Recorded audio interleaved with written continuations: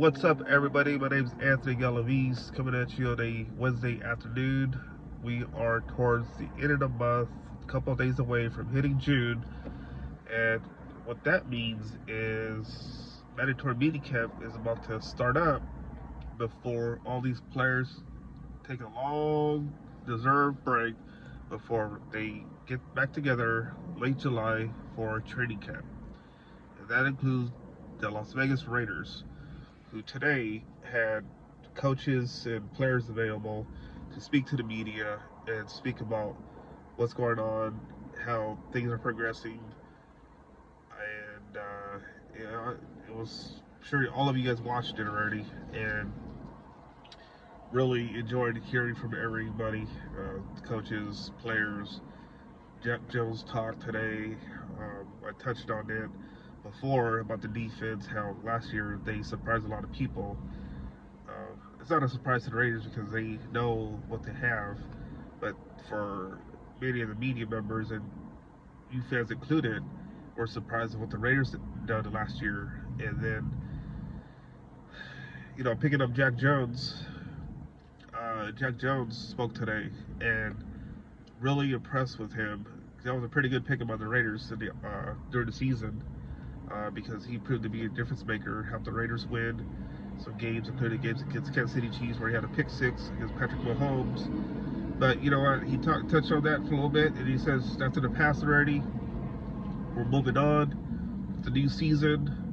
They want to be better, and that's good to hear from guys like him because they want to get better, not just individually but as a team. And Jack Jones, I really like Jack Jones' game. That guy brings a lot of swag, something the Raiders need. Pairing him up with Nate Hobbs is big. I really believe you're going to see big growth from Nate Hobbs this year. That's another guy who I really like. But Jack Jones, though, he brings a lot of swag. He's a pretty good player. And somebody posed a question about him, you know, taking the next step. Well, he considers himself, a lockdown corner, and rightfully so. And I really believe him because he has the makings of somebody who just could disrupt any top receiver in the NFL. And when you have somebody like him who's going after the ball continuously, that's something the Raiders needed. And one guy who played for Antonio Pierce before, way back when, to high school, to be motivated. I mean, he's already motivated to play in the NFL because any player who makes the NFL, they're motivated. They want to be the best they can be. But with Jack Jones, though, he's proved a lot to me last year.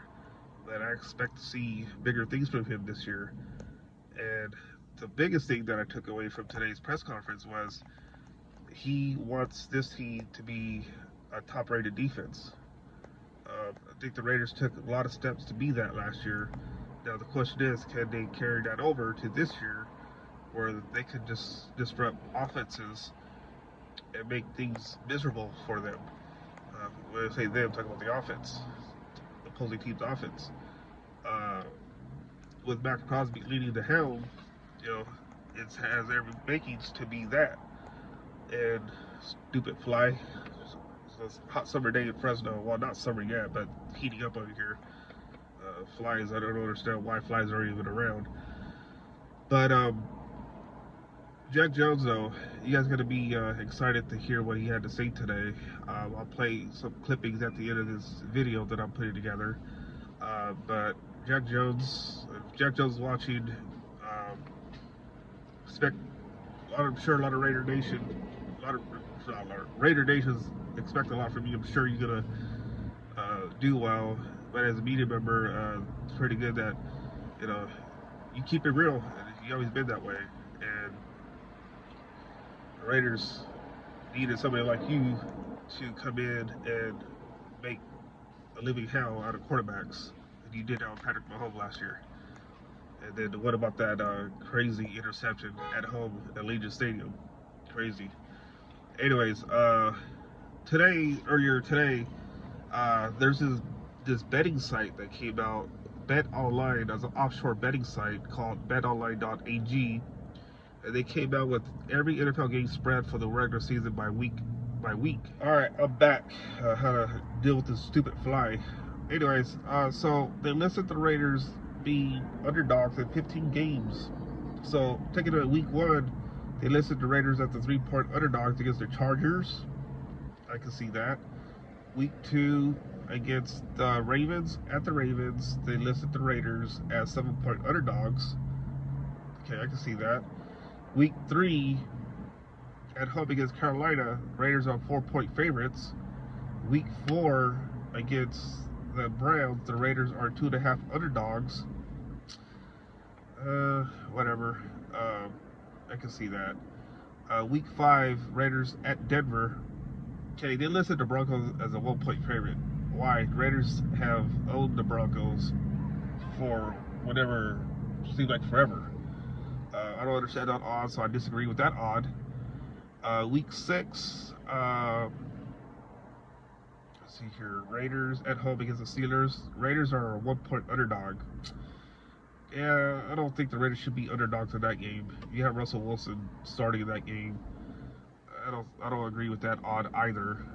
Week 7, Raiders at the Rams. Rams are 4.5-point favorites. Maybe 2.5, but not 4.5. Week 7. Week 8, let's see here. Raiders hosting the Chiefs. They have the Raiders as 5-point underdogs. Okay, that's whatever. Week 9, let's see here. Raiders at the Bengals. Raiders as 7-point underdogs. Okay, we'll see. It's a long, we're a long ways away from this, from these games happening, obviously. So anything could change. Week 10. Let's see here. I think the Raiders are on a bye this week. Let's see. They are. Okay. Week 11, Raiders at Miami, 6.5-point underdogs. Okay, see that. Week 12, against the Broncos, Raiders are a 3-point favorite. Maybe 6. I'll go 6. Week 13, against the Chiefs, the Raiders are 7.5-point underdogs. Almost said favorites. They're underdogs. Okay. See that. Week 14, Raiders at Tampa, 2.5-point underdogs. Okay, East Coast trip, Tampa, Florida. Okay, maybe by this game rolls around, maybe be 1.5, but we'll see. Week 15, Raiders hosting the Falcons. Raiders are underdogs in this game, 1-point underdog. I don't agree with that odd either. So we'll see what happens by then. Week 16, the Raiders are hosting Jacksonville. The Raiders are also 1-point underdogs. Another one I disagree with. So don't understand that odd. So we'll see. Long way, like I said, long ways away from this game happening, or all these games happening. Week 17, Raiders at New Orleans. Raiders are 2.5-point underdogs against Derek Carr and the Saints. Could be a pick-up by the time this game rolls around. Week 18, the Raiders hosting the Chargers, and the Raiders are a 1-point underdog, which I disagree because the Raiders have beaten the Chargers at home recently, especially last year's trashing of the Chargers, 63-21, I believe. So yeah, the Raiders, these odds I don't agree with, but time will tell. What do you guys think? What do you think of the Raiders? How many games should they be favored in? Because just looking at these odds by BetOnline offshore betting site, it's kind of ridiculous because I'm scrolling through each team's